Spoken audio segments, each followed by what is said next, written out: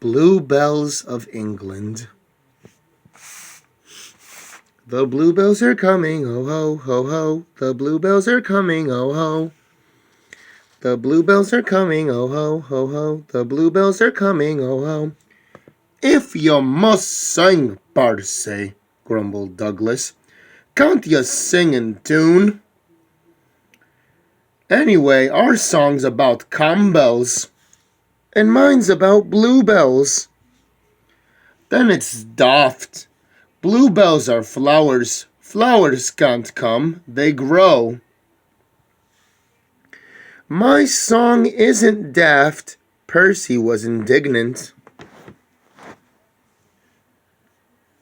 It is, then. I can't find about bluebells. We have a song called the Bluebells of Scotland. But, said Percy reassuringly, the bluebells of England are different. They're engines, and one of them is coming with his controller to visit us.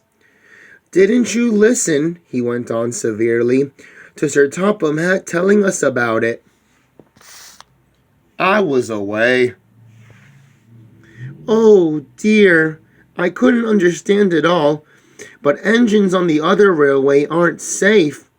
Their controllers are very cruel to them. They don't like engines anymore. They put them on cold, damp sidings, and then Percy nearly sobbed.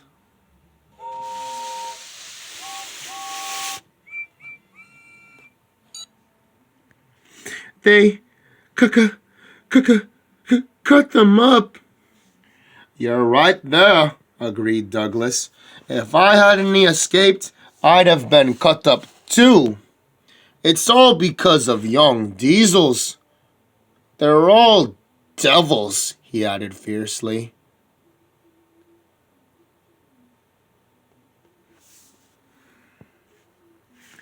Fair play, Douglas, reminded Percy. Some are nice. Look at Rusty and Daisy. And Boko. Maybe so. I wouldn't trust one myself, but what I cannot understand is all your blather about bluebells.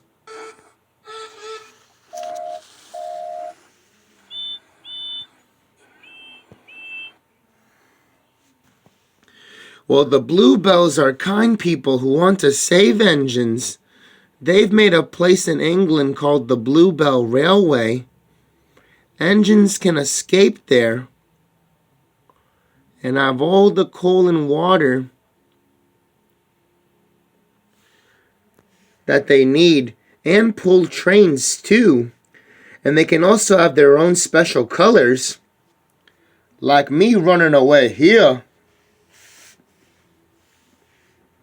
Yes, said Percy triumphantly. If they're old or unwell, a fitter makes them feel better.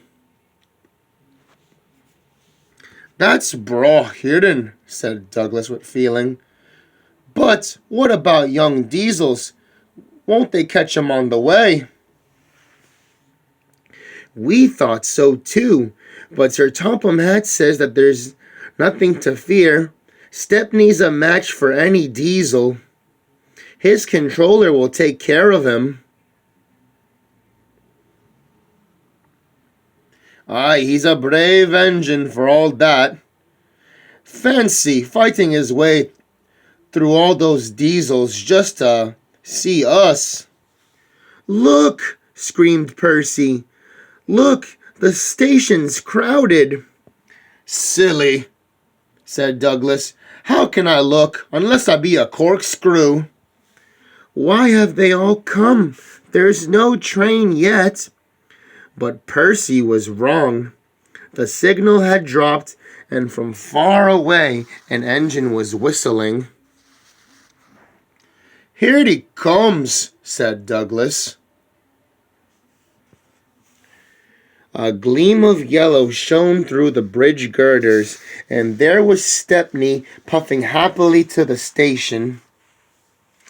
The two engines whistled excitedly at him.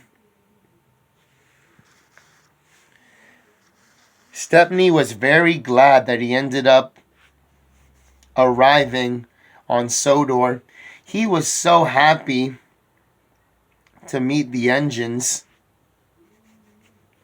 to see how they were like. Douglas and Percy were very happy and also very surprised. But they were going to try to make Stepney feel at home and feel welcomed. "Hello there," said Stepney. "Where can I put these coaches?" "You'll have to talk to Sir Topham Hatt about it," said Percy. "He's our controller." "Sounds good then," said Stepney. "Well, I'll see you all later. I gotta go and get ready to help out one of your other engines in the yard and see what else is going to be going on while I'm around." "It was nice meeting you." "Aye, it's a pleasure to meet you as well. I'm Douglas, by the way." "And my name's Percy. And as you can probably tell by my side tanks, I'm Stepney. It's a pleasure to meet the both of you as well. Maybe later on we can talk some more to get to know each other." "That would be great," said Percy. "I would also like to hear how you got saved from scrap. That would be a very interesting story," said Douglas. And with that, all the engines got ready to hang around with Stepney as he